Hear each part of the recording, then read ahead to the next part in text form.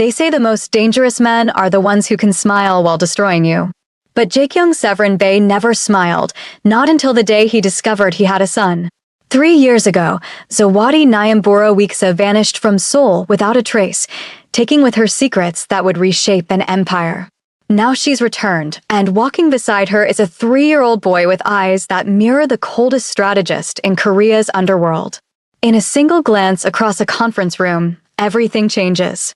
Because blood doesn't ask permission. Legacy doesn't wait for readiness.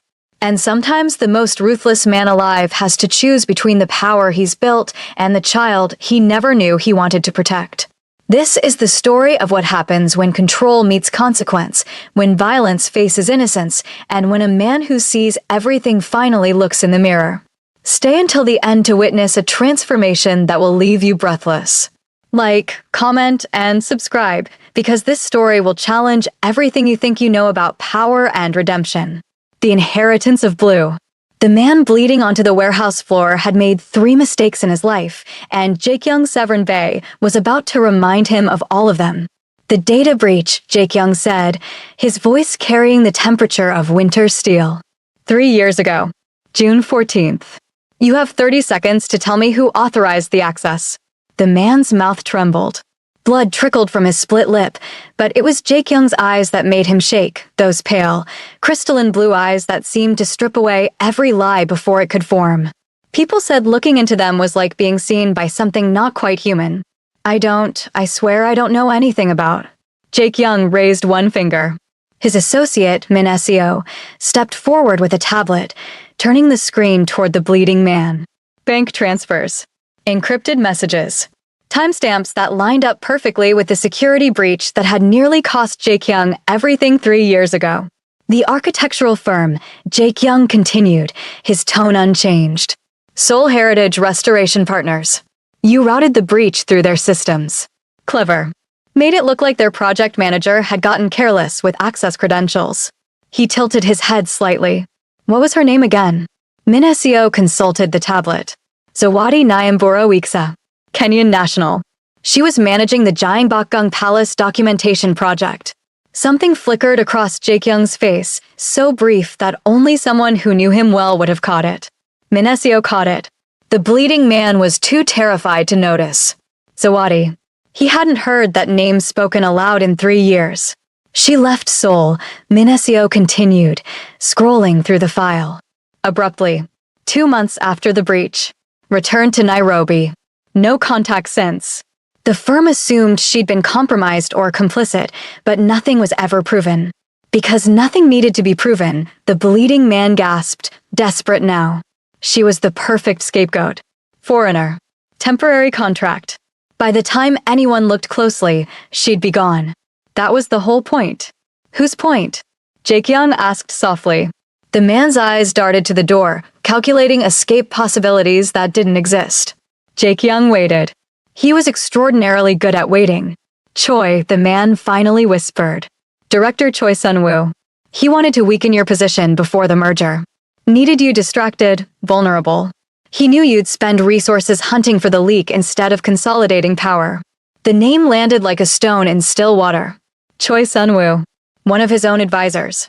A man who'd sat across from him at strategy meetings for 5 years. Jaekyung stood smoothly, buttoning his suit jacket with movements so precise they could have been choreographed. Min Seo. Verify everything he just said. If it's accurate, arrange his medical care and relocation. If he lied, you know what to do. He walked toward the exit, his footsteps echoing in the cavernous space. Sir, Min Seo called after him. What about the woman? Zawadi Weeksa. Should we locate her? Clear her name in the records.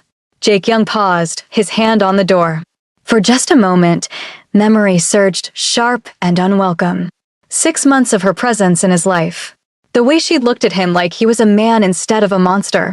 The morning he'd woken up to find her gone, her apartment emptied, her phone disconnected. He'd told himself it confirmed what he'd always known. Everyone leaves eventually. Everyone betrays eventually. Now it seemed she'd simply been collateral damage in someone else's game. Find out where she is, he said quietly. But don't contact her. Just monitor. I want to know if she's in danger because of this. Understood.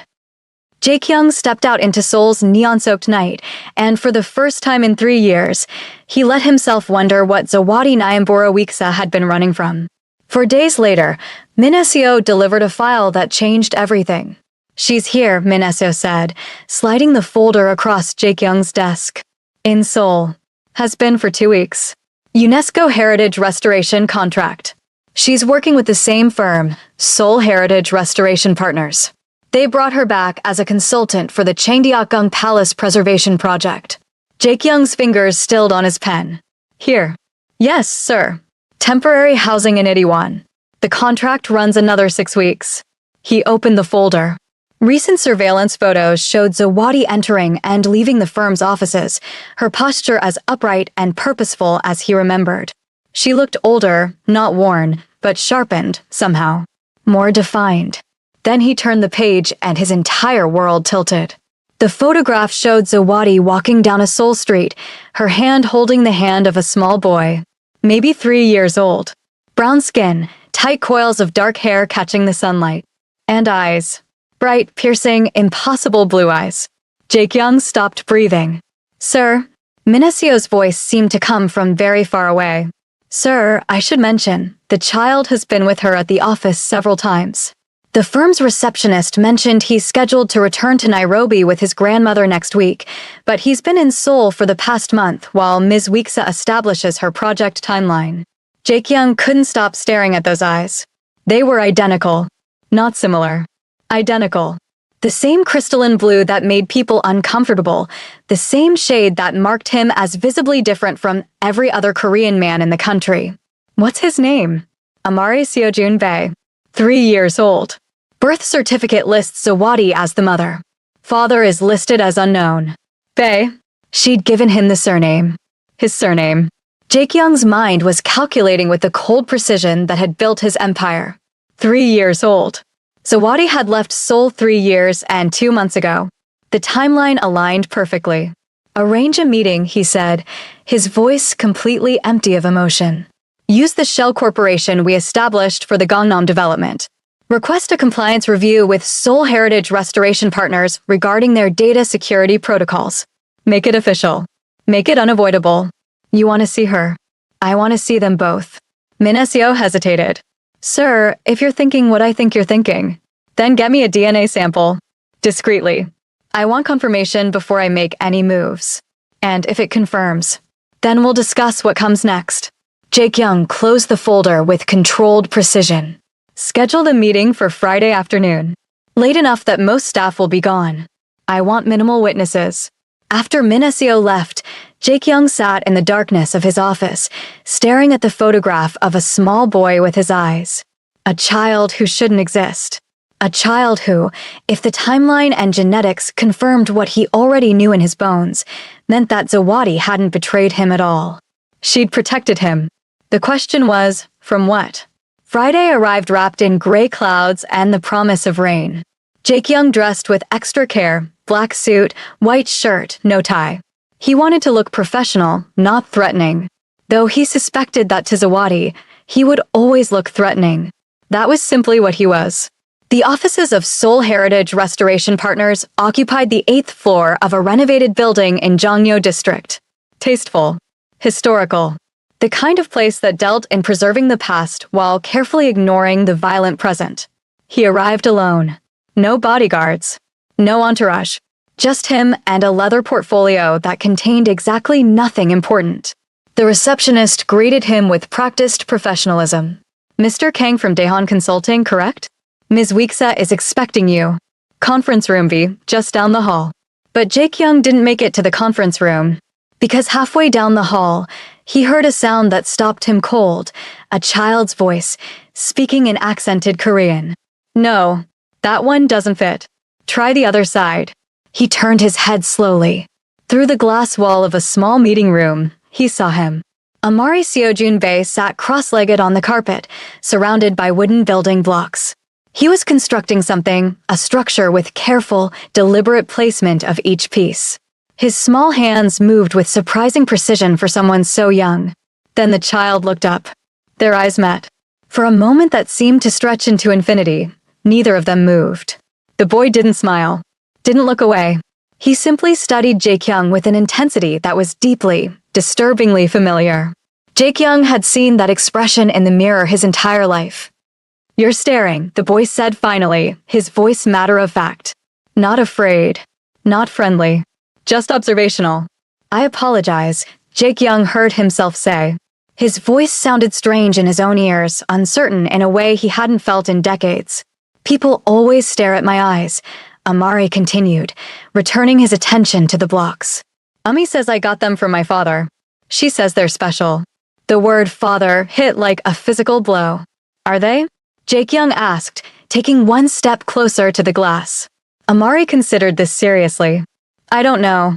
They're just eyes. They see things. That's what eyes do." "What do you see?"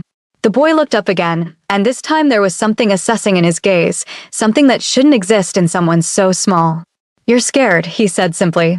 "But you're pretending not to be. Why do adults do that?" Before Jae-kyung could formulate a response, before he could even process the fact that a 3-year-old had just read him with surgical accuracy, a voice cut through the moment like a blade. "Amari, I told you to stay in." Zawadi appeared in the doorway and froze. For 3 heartbeats, no one moved.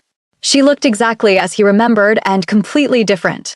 Her hair was natural now, coiled and full, framing a face that had lost its softness and gained something harder. Her eyes, dark brown, intelligent, guarded, widened with recognition, and then something that might have been fear or fury or both. "Jae-kyung," she said, and her voice was steady despite everything. "Zawadi." Amari looked between them with open curiosity. "You know him, Ummi?" "Yes, baby. I know him." She didn't take her eyes off Jae-kyung. "Mr. Kong, I presume?" "That's not his name," Amari said, frowning. "Why did she call you that?" Out of the mouths of children, Jae-kyung thought distantly. "It's complicated. Adults always say that when they're lying," the boy observed. Zawadi moved quickly, placing herself between them, not protectively, but deliberately. Creating distance. "Amari, go to the other room." "Now." "But." "Now." The boy obeyed, but not before giving Jae-kyung one last long look. Then he gathered his blocks and left, closing the door behind him with surprising care. Silence filled the space between them. "You weren't supposed to find out like this," Zawadi said finally. The words landed with devastating simplicity. "Find out," Jae-kyung repeated. "So you're not denying it. Would you believe me if I did?" He looked at her, really looked at her, and saw no deception. Only exhaustion. "No," he admitted. "Those eyes don't lie." "No," she agreed quietly. "They don't. Why didn't you tell me?" Something flashed across her face, anger, finally breaking through. "Tell you? Tell you what exactly?" "Congratulations, you're going to be a father. I hope our child enjoys growing up as leverage in your empire." "Tell me, Jae-kyung, what kind of life would that have been?" "That wasn't your decision to make alone." "Yes, it was." She stepped forward, and he saw the steel in her spine. "It absolutely was." "You think I didn't know what would happen?" "The moment anyone in your world knew that child existed, he would stop being my son and become your asset. Your heir. Your weakness to be protected or exploited. I would not let him become a pawn in games he didn't choose to play. So you chose exile instead." "I chose safety. I chose normalcy. I chose a life where he could be a child instead of a symbol." Her voice cracked slightly. "I chose to let him be Amari instead of whatever you would have made him become." The truth of it cut deeper than any blade. Because she was right. If he'd known 3 years ago that she carried his child, he would have locked down her freedom in the name of protection. He would have surrounded her with guards, isolated her from danger, controlled every aspect of their lives. He would have destroyed her autonomy in order to preserve her safety. "I need to leave," he said abruptly. I can't." Jae-kyung.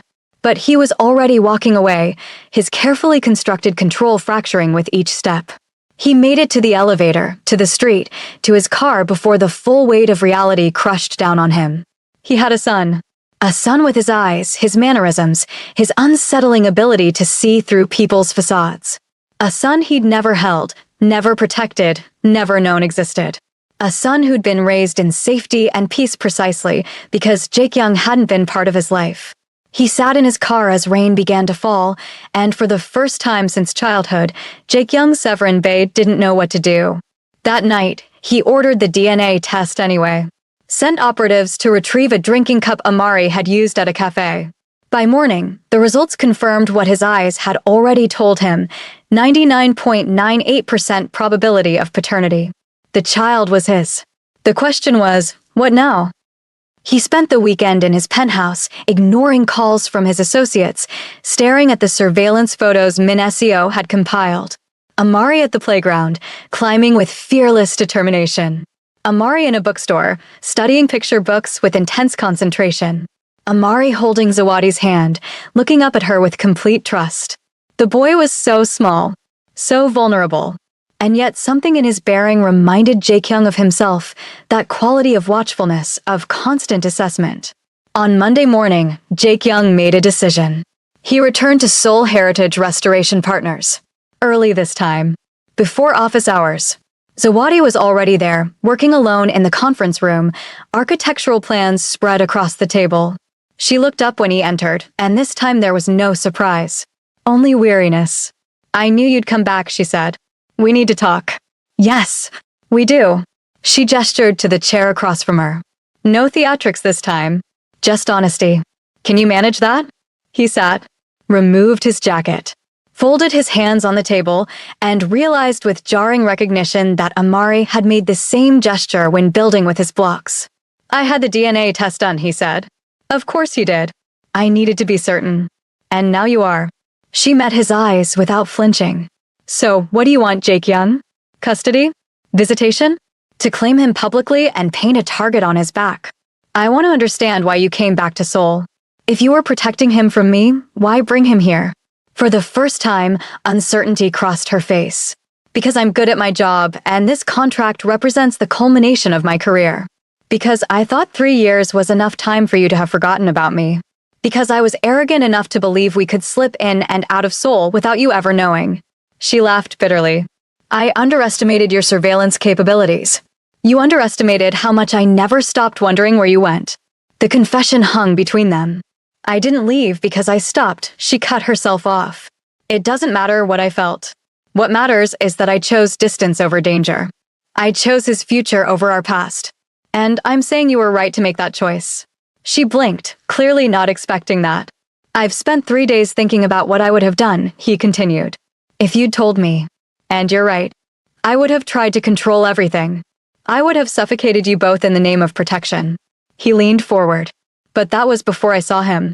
Before I understood." "Understood what?" "That he's better off without me."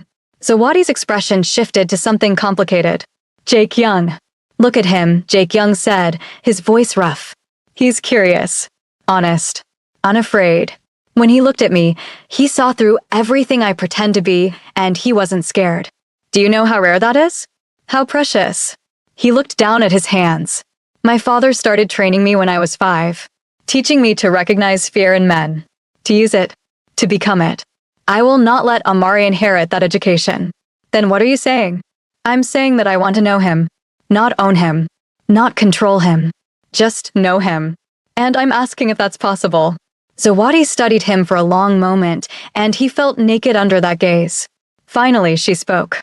"When I discovered I was pregnant, I was terrified. Not of being a mother. Of you finding out. Of what that would mean." She paused. "But I also grieved. Because despite everything, despite knowing what you are and what you do, I wanted you to meet him. I wanted him to know his father wasn't just a ghost." What changed? Reality. The moment he was born and I held him, I knew I'd made the right choice. Because in that moment, I loved him more than anything in the world, and you're not capable of that kind of love without conditions. The words stung because they were true. "You're right," he said simply. "I'm not. But I want to learn." "That's not how it works. You don't learn to love your child. It just happens. Then let it happen. Let me try." She shook her head slowly. "You don't understand what you're asking. If you're in his life, even peripherally, you bring your world with you. Your enemies. Your violence. Your consequences. I know. Which is why I'm prepared to make changes." "What kind of changes?" "Whatever it takes." Before she could respond, the door opened and Amari walked in, rubbing sleep from his eyes. He must have spent the night at the office. Zawadi had a small cot set up in the corner for late work nights. I'm hungry, he said, then stopped when he saw Jae-kyung. Oh, it's you again. Hello, Jae-kyung said, and his voice was gentler than Zawadi had ever heard it. Amari walked closer, studying him with that unnerving directness. Why do you keep coming here? I'm talking to your mother about important things. Are you going to make her sad? The question pierced straight through every defense Jae-kyung had ever built. I'm trying not to, he said honestly. Amari seemed to consider this. Then, without warning, he reached out and touched Jae-kyung's face, small fingers tracing the sharp line of his cheekbone, then coming to rest near his eye. Same, the boy said simply. Your eyes are the same as mine. Jae-kyung's breath caught. Up close, the resemblance was even more devastating. It wasn't just the eyes. It was the set of his jaw, the shape of his hands, the way he tilted his head when thinking. Yes, Jae-kyung managed. They are. Does that mean we're family? Zawadi made a small sound, but Jae-kyung kept his focus on the child. Would you like that? He asked. Amari thought about it with the seriousness of someone 3 times his age. I don't know you yet. Ami says you don't trust people until you know them. So I have to know you first. That's very wise. I am wise, Amari agreed without arrogance, just stating fact. Can you build with blocks? The question was so unexpected that Jae-kyung almost smiled. I haven't in a very long time. Then you should practice. Come on. Amari took his hand, small fingers wrapping around Jae-kyung's with complete trust that nearly broke him, and pulled him toward the corner where the blocks were kept. Zawadi watched, her expression unreadable, as Jae-kyung Severin Bae, one of the most feared strategists in Seoul's underground, sat cross-legged on the floor and let a 3-year-old teach him how to build towers. No, not like that, Amari said patiently. The heavy ones go on the bottom. Otherwise it falls. See? I see. You have to think about balance. Ami says everything needs balance. Jae-kyung glanced at Zawadi, who was watching them with something that might have been hope or fear or both. Your Ami is right, he said quietly. Balance is everything. They built in silence for several minutes, and Jae-kyung found himself oddly at peace. There was something meditative about the simple act of stacking blocks, of creating something instead of destroying it. Then Amari spoke again, his voice soft. Are you my father? The block in Jae-kyung's hand clattered to the floor. Zawadi moved forward quickly. Amari. It's okay, Jae-kyung said, holding up his hand. He looked at the boy, his son, and chose honesty. Yes, I am. Amari nodded slowly, processing this. Ami said my father was far away. That's why he couldn't be with us. That's true. But you're here now. Yes. Are you going to stay? And there it was. The question that mattered most, asked with childish directness that demanded truth. Jae-kyung looked at Zawadi, who stood frozen, waiting for his answer. I don't know, he said finally. That depends on a lot of things. But I want to. I want to try. Amari seemed satisfied with this. Okay, but you have to learn to build better. Your towers fall down too much. Despite everything, Jae-kyung felt his lips curve into something that might have been a smile. Then I'll practice.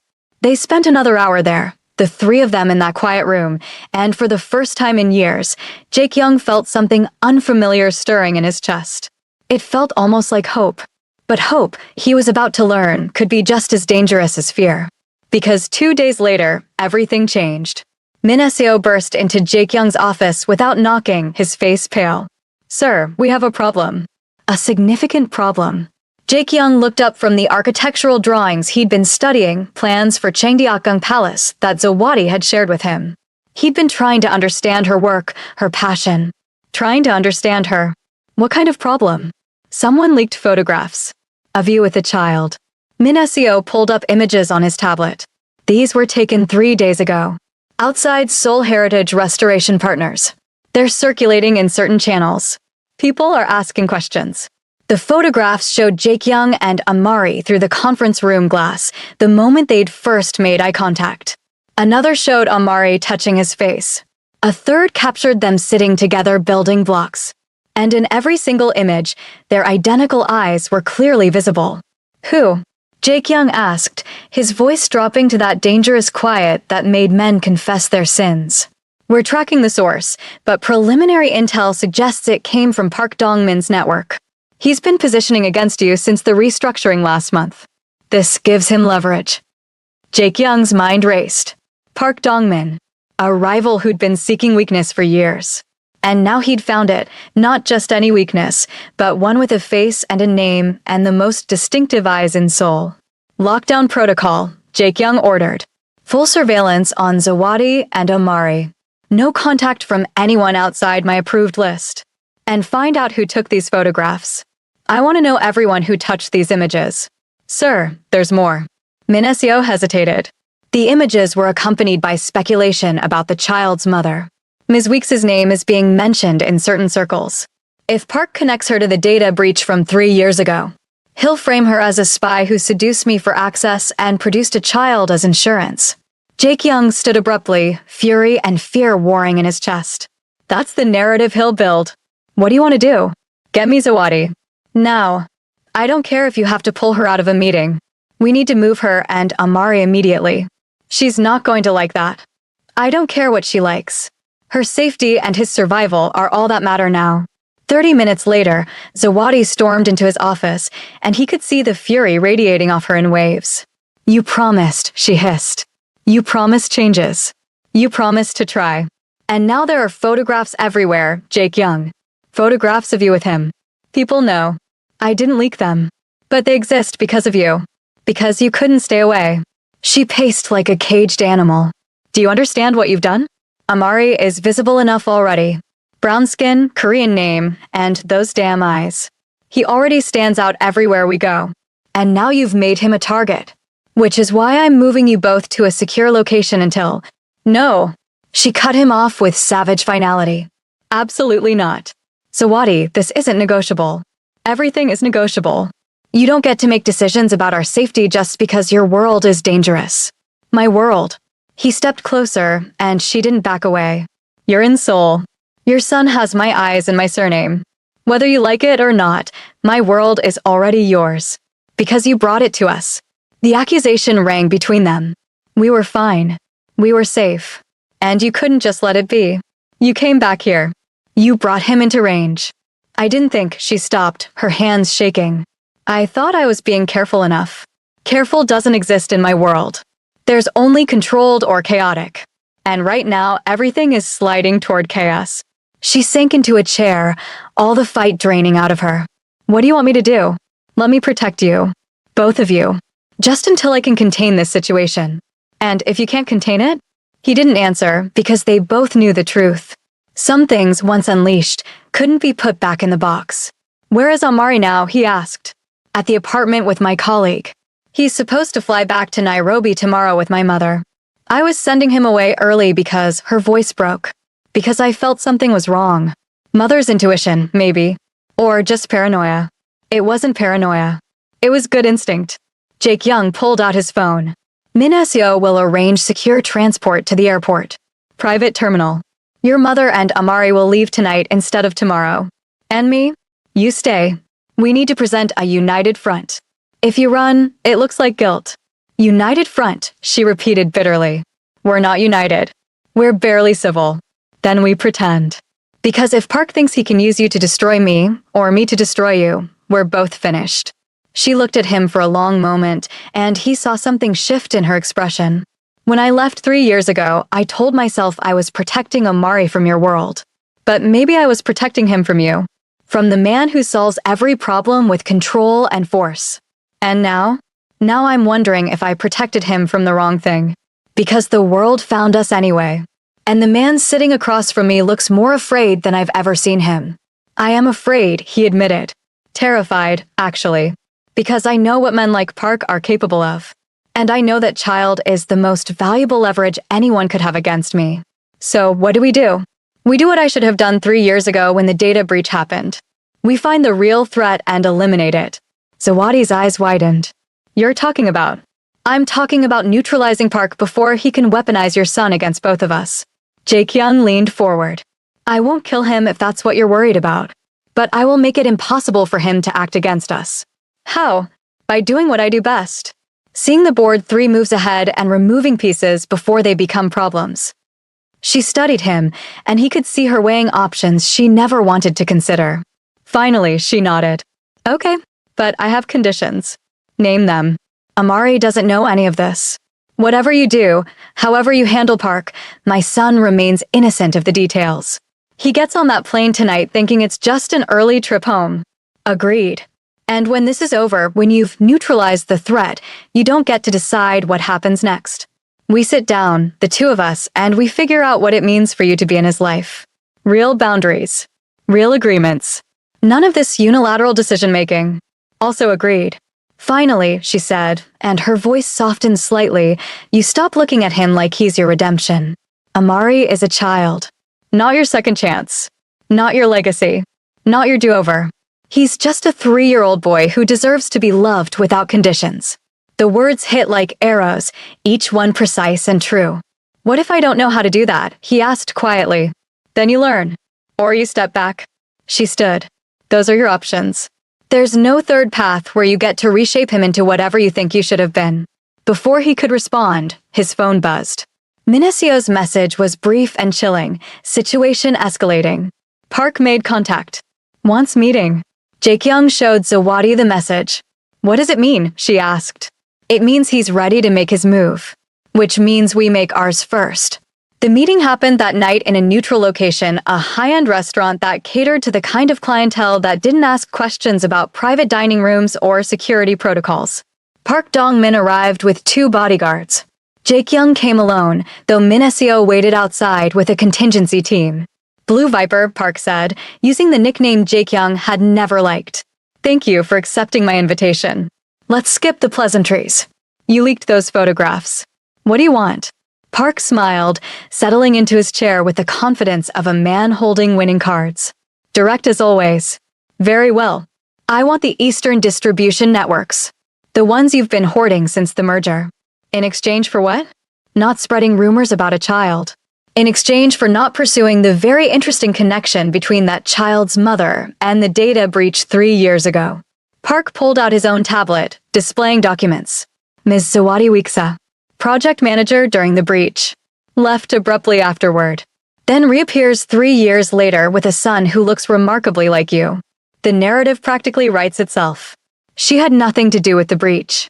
Perhaps. But can you prove that to everyone who matters? Can you prove she wasn't working with someone? Can you prove the child wasn't always meant to be leverage? Park leaned forward. The beauty of a good frame is that it doesn't need to be true. It just needs to be believable. Jaekyung kept his expression neutral, but his mind was racing. Park had done his homework. Had connected dots that even Jaekyung had only recently verified. You've made a mistake, Jaekyung said softly. Have I? Yes. You assumed the child was my weakness. But you didn't consider what making him visible would do to your own position. Park's smile faltered slightly. I don't follow. The moment those photographs circulated, every person in our network saw them.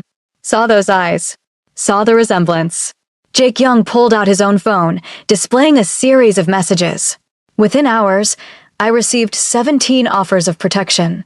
9 propositions for alliances specifically to secure Meyer. For attempts to broker marriage arrangements for when he comes of age. You're bluffing. Am I? You wanted to make him a weakness. Instead, you made him a symbol. A next generation. People who've been uncertain about my long-term stability now see succession. Continuity. Future. He pocketed his phone. You gave me something I didn't even know I needed, public confirmation that my bloodline continues. Park's face had gone pale. You're insane if you think. I think you misread the situation. You saw vulnerability where there was actually potential. Jaekyung stood. As for the Eastern networks, you'll never have them.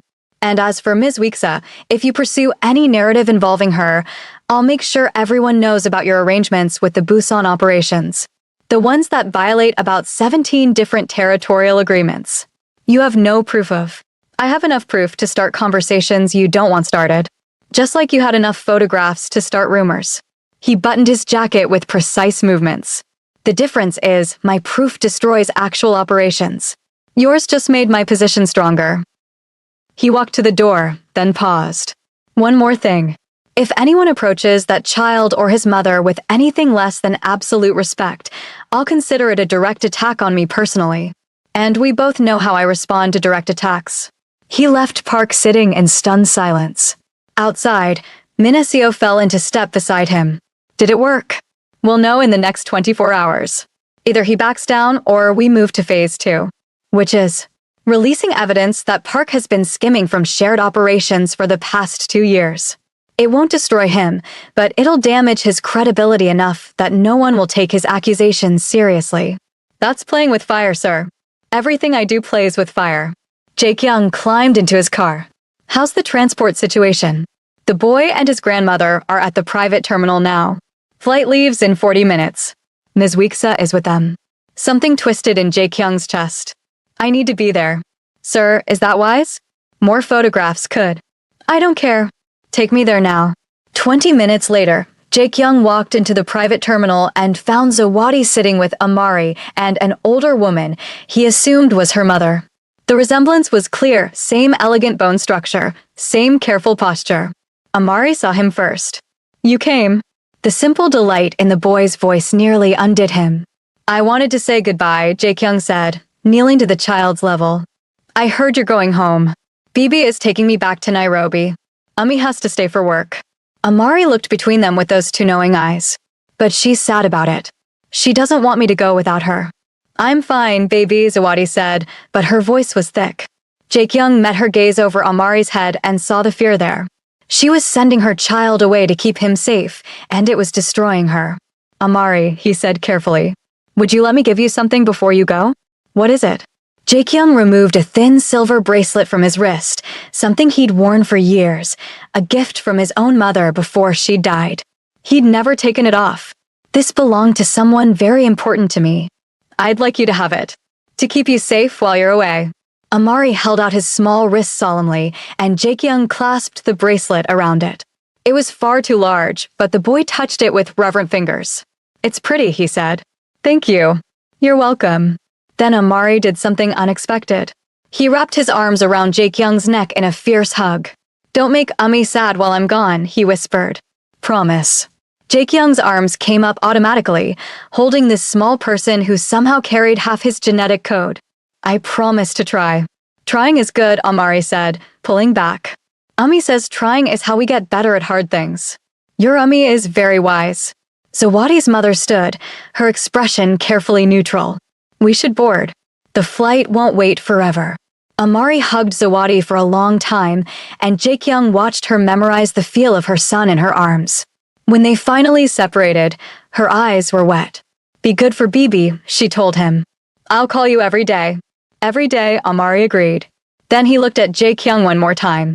Will you be here when I come back? The question hung in the air, weighted with more meaning than a 3-year-old could possibly understand. I hope so, Jae-kyung said honestly. Me too, Amari said. Then he took his grandmother's hand and walked toward the gate, the silver bracelet catching the light with each step. When they were gone, Zawadi finally let herself break. Silent tears tracked down her face as she stared at the empty doorway.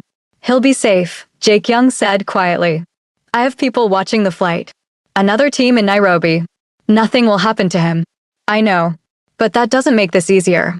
She wiped her eyes roughly. I've never been away from him this long. The longest was 3 days when I had that conference in Mombasa. This could be weeks. Then we make it days. We resolve the park situation, clear your name definitively, and get you back to Nairobi as quickly as possible.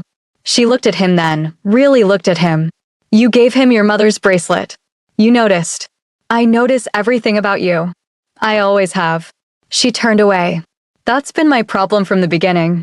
They stood in silence for a moment, two people bound by blood and circumstance and something neither wanted to name. I need to ask you something, Zawadi said finally. And I need you to answer honestly. All right.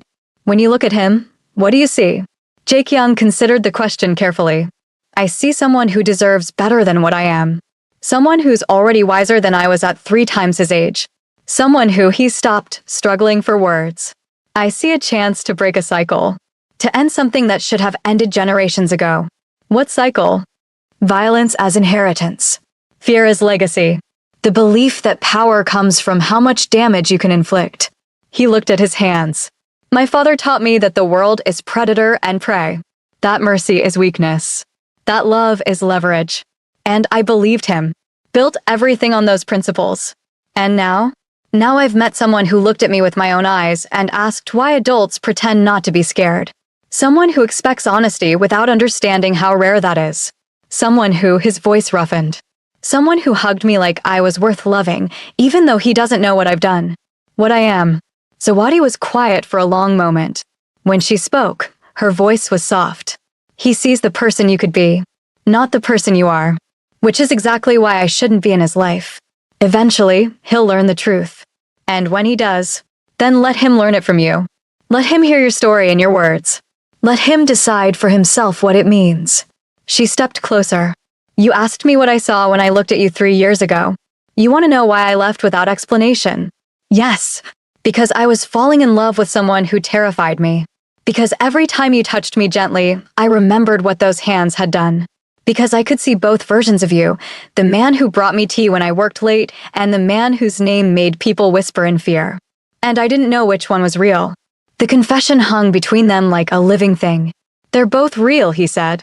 I'm both of those people. I know that now. I think I knew it then too. But I couldn't reconcile it. Couldn't figure out how to love someone who contained that much contradiction. She touched his face gently, the way Amari had. And then I found out I was pregnant, and I had to choose.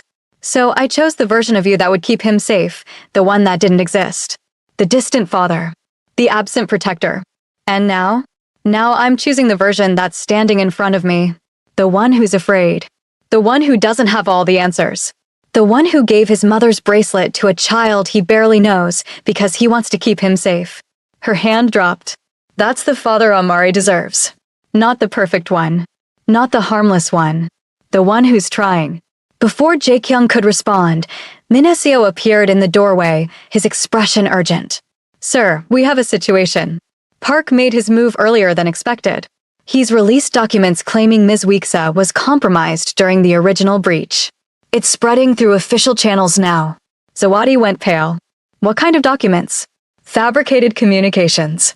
Made to look like you were corresponding with outside entities during your time in Seoul. Timestamps matched the breach period. Min Seo looked apologetic. It's sophisticated work. Will take time to debunk. Time we don't have, Jae-kyung said grimly. If this gains traction, Zawadi won't be able to leave Korea. They'll detain her for questioning at minimum. Then we need to move now, Zawadi said, her voice steadying with purpose. What's the play? Jae-kyung looked at her with something like admiration. You're not panicking. I've spent 3 years preparing for worst-case scenarios. This is bad, but it's not worst case. She straightened her shoulders. So what do? We go on offense. Min Seo, release the Park files. All of them. Financial irregularities, territorial violations, the works. That will start a war, sir. Good. Let him fight on multiple fronts while we dismantle his accusations systematically. Jae-kyung turned to Zawadi. I need you to contact everyone you worked with 3 years ago. Anyone who can verify your whereabouts, your work patterns, your access logs. We're building an airtight timeline that proves you were nowhere near the compromised systems. That will take days. Then we work in shifts. No sleep until it's done. He pulled out his phone, already making calls. Min Seo, get our legal team involved. I want them reviewing every document Park released. Find the inconsistencies. Find the proof of fabrication. Over the next 72 hours, Jae-kyung's penthouse became a war room. Zawadi sat at one end of the massive dining table, surrounded by old project files, timesheets, and communication logs. She made call after call to former colleagues, reconstruction supervisors, even the coffee shop owner near her old office who remembered her regular orders and schedule. Jae-kyung worked the other end, coordinating with his information network, pressuring contacts in law enforcement, and systematically destroying Park's credibility one leaked document at a time. Min Seo coordinated between them, managing the flow of information and ensuring nothing fell through the cracks. On the second night, Zawadi fell asleep at the table, her head pillowed on a stack of architectural plans. Jae-kyung found her there at 3 a.m. and carefully draped his jacket over her shoulders. She stirred slightly. What time is it? Late. You should rest properly. Can't. Need to finish verifying the Jaengbakgung timeline.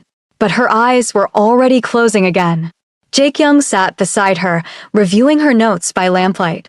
Her handwriting was precise, methodical.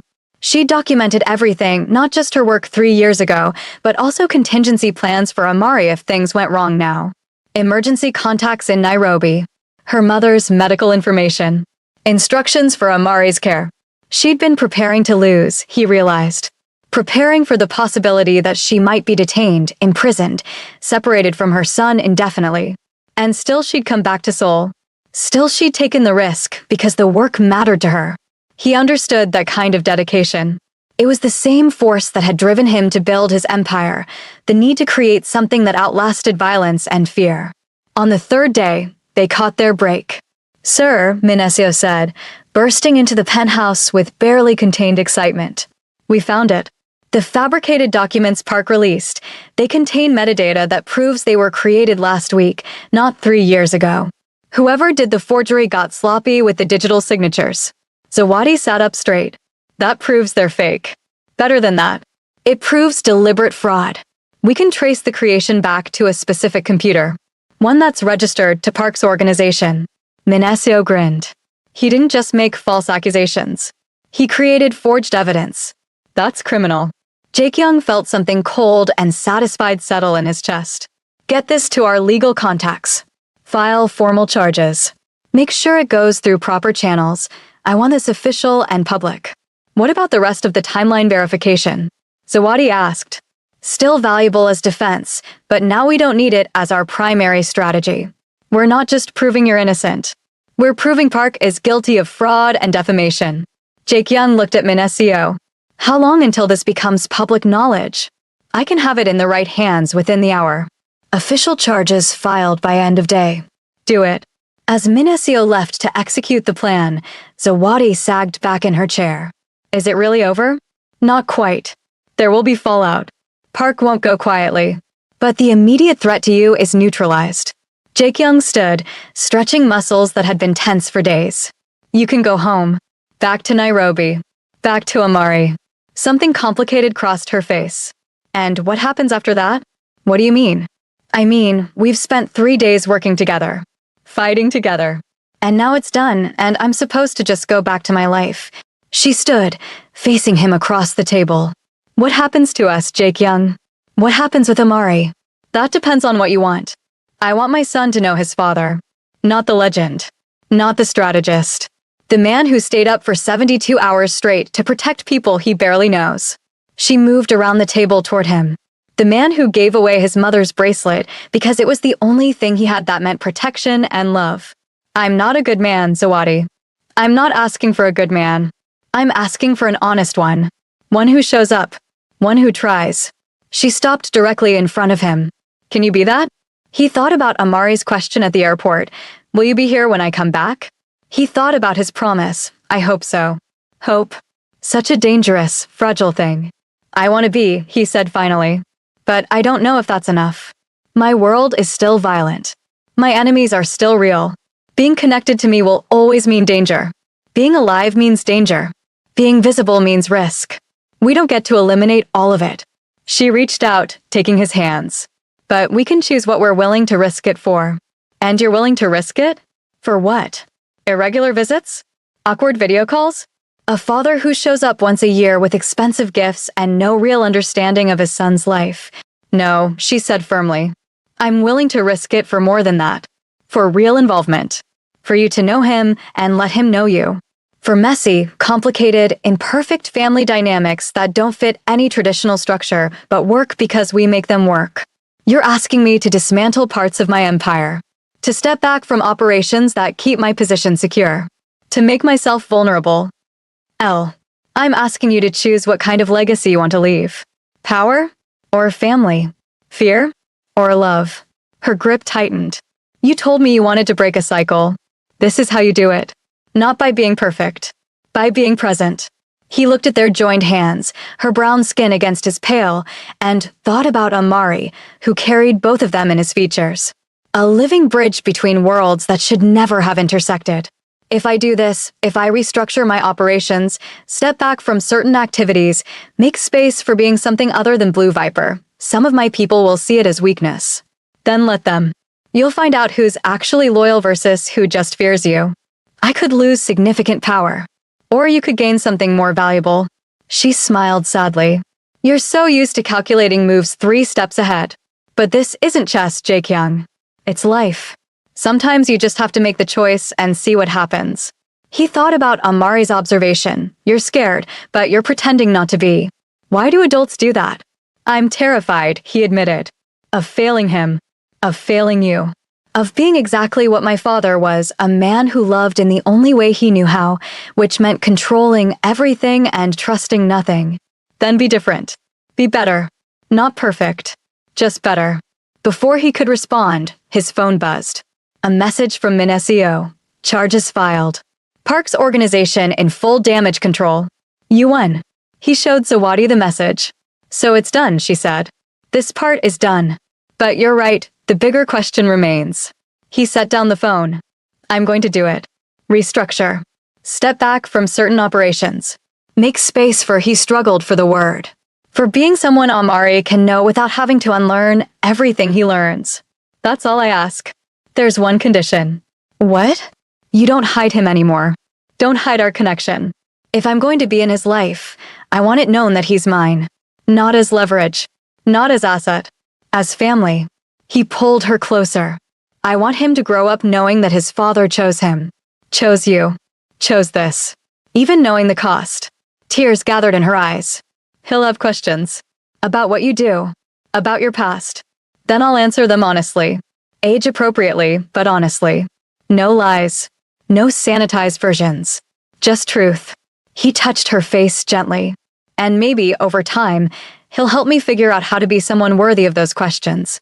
She kissed him then, brief, fierce, full of promise and fear and hope all tangled together. When they pulled apart, she was smiling through tears. I need to book a flight. I need to see my son. Already done. Private jet. Leaves in 4 hours. I'm coming with you. To Nairobi? If you'll allow it. I think it's time I met your mother properly.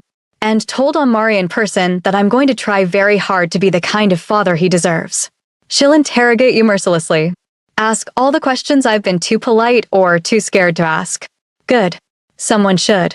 He smiled, a real smile, small and uncertain but genuine. I've faced down crime lords and corrupt officials. I think I can handle one protective grandmother. You have no idea what you're in for. Then I'll learn. That seems to be the theme lately. For hours later, they were in the air, flying toward Nairobi and whatever came next. Jae-kyung stared out the window at clouds that looked like mountains in the moonlight and thought about the conversation that awaited him. How do you explain to a 3-year-old that his father orchestrates criminal enterprises but wants desperately to be a good person? How do you earn trust you haven't deserved? How do you build a relationship on a foundation of absence? He didn't have answers. But for the first time in his life, Jae-kyung Severn Bay was willing to admit he didn't need to have all the answers before taking the first step. When they landed in Nairobi, dawn was breaking over the city in shades of gold and amber. Zawadi's mother met them at the private terminal, Amari sleeping against her shoulder. The older woman looked Jae-kyung up and down with an expression that could have carved stone. So you're the one. Yes, ma'am. You have his eyes, she observed, then looked at her daughter. Are you sure about this? No, Zawadi admitted. But I'm doing it anyway. That's either very brave or very foolish. Time will tell which. She shifted Amari slightly. He's been asking about you. About his father with the same eyes. I told him you'd explain when he was older. But he doesn't like waiting. Then I won't make him wait. Jae-kyung stepped closer, looking at the sleeping child. The silver bracelet gleamed on his small wrist. May I? After a moment's hesitation, Zawadi's mother transferred Amari into his arms. The weight of him was startling, substantial, and fragile all at once. He stirred slightly, those blue eyes opening halfway. You came back, Amari mumbled sleepily. I promised I'd try. Did you make me happy? I'm working on it. Good. The boy settled against his chest with complete trust. Stay this time. It wasn't a question. It was a command delivered with the certainty of someone too young to understand impossibility. I'll stay, Jae-kyung said, and meant it with an intensity that surprised him. They drove through Nairobi as the city woke up around them, and Jae-kyung held his son and watched the world he'd never expected to be part of unfold through the windows. Over the next few days, he met Zawadi's extended family. endured interrogations from cousins and aunts who wanted to know his intentions, sat through meals where he was simultaneously guest of honor and suspect under investigation. He played blocks with Amari and learned that the boy was fiercely competitive about tower height. He read stories in accented English and discovered that Amari corrected his pronunciation without mercy. He watched Zawadi with her family and understood that this was what he'd cost her 3 years ago, this warmth, this belonging, this uncomplicated love. One evening, Amari climbed into his lap unprompted. "Are you staying forever?" "Not forever. I have work in Seoul, but I'll come back. As often as I can. Promise?" "I promise." Adults break promises sometimes, Amari observed with disturbing wisdom. Ami says they don't mean to, but they do. You're right. Sometimes adults break promises. But I'm going to try very hard not to break this one. He looked down at the boy. "Do you know what I do?" "For work." Ami says you're a strategist. That means you help people solve problems. It was technically true if you didn't examine the nature of the problems too closely. That's one way to describe it, Jake Young said carefully. But when you're older, I'll tell you the whole truth. About what I do and how I do it. And then you can decide if you want me in your life. Why would I not want you? Because the truth is complicated. And not always good. Amari thought about this seriously. Ami says good people can do bad things. And bad people can do good things. She says that's what makes people confusing. Your Ami is very wise. I know. He leaned back against Jae-kyung's chest. I like having a father. It makes me less different at school. Everyone else has one. The simple statement broke something in Jae-kyung's chest. I like having a son, he said quietly. Even though I'm just learning how. That's okay. I'm just learning how to be a good son, too. We can learn together. Out of the mouths of children, Jae-kyung thought. Perfect wisdom delivered without pretension. 2 weeks later, Jae-kyung returned to Seoul alone. But he left part of himself in Nairobi, in video calls with Amari every evening, in the trust fund he'd established under Kenyan law, in the promise he'd made to return within a month. He restructured his operations systematically, sold off interests in the violent enterprises, distributed power among lieutenants he trusted, made himself less central, less indispensable, less feared. Some allies defected. Some enemies grew bolder. His net worth decreased by millions. He accepted all of it. Because 3,000 miles away, a small boy with blue eyes was learning that his father kept promises. And that was worth more than any empire. Zawadi returned to Seoul 6 weeks later, and this time she didn't hide. She brought Amari to meetings. Introduced Jae-kyung to colleagues as Amari's father. Stopped pretending they were unconnected. People stared at them, the Korean strategist, the Kenyan preservationist, and the child who belonged to both worlds, but Zawadi met their stares with calm dignity. Let them look, she told Jae-kyung. Let them see that family doesn't fit in neat boxes. And so they did. 3 years later, Jae-kyung stood in a Nairobi schoolyard, watching Amari play with other 6-year-olds. The boy had grown taller, more confident. He still had those striking blue eyes, but they no longer made him self-conscious. If anything, he wore them as a badge of uniqueness. He's doing well, Zawadi said, appearing beside him. They stood together often now, not romantically, but as partners in the complicated business of raising a child across continents and cultures. He is, Jae-kyung agreed. He asked me yesterday what I did before I became a strategist. What did you tell him? The truth. Simplified for his age, but the truth. That I made choices I'm not proud of. That I hurt people. That I'm trying to be better now. How did he respond? He asked if I was like a villain trying to become a hero. Jae-kyung smiled slightly. I told him I was more like a person who'd been lost and was trying to find his way home. And am I home? Zawadi asked softly. You and him. Yes. Complicated, imperfect, across multiple time zones home. But home nonetheless. She leaned against his shoulder. I never thought this would work. Neither did I. But apparently, we're both capable of being wrong. Amari ran toward them then, excited about something his friend had said. He grabbed both their hands, pulling them toward the playground equipment, chattering in a mix of English, Swahili, and Korean. Jae-kyung let himself be pulled along, this man who'd once controlled empires with fear, now being led by a 6-year-old with boundless energy and his father's eyes. They said the most dangerous men were the ones who could smile while destroying you. But Jae-kyung had learned something more important. The strongest men were the ones who could admit they didn't have all the answers and choose love anyway. Not perfect love. Not uncomplicated love. But present, persistent, trying everyday love. The inheritance he would leave Amari wasn't power or wealth or fear. It was the knowledge that redemption was possible. That cycles could be broken. That choosing vulnerability over control was the bravest thing a man could do. And maybe, just maybe, that was enough. As the sun set over Nairobi, painting the sky in impossible colors, Jae-kyung Severin Bey held his son's hand and understood that he'd finally found something worth more than any empire he'd ever built.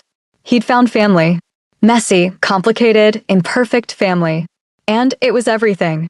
If this story touched something in you, hit that like button and let us know in the comments what moment resonated most. Subscribe for more stories that explore the complicated truths about power, family, and what it really means to change. Because every ending is really just a beginning, and we're just getting started. Asterisk, asterisk.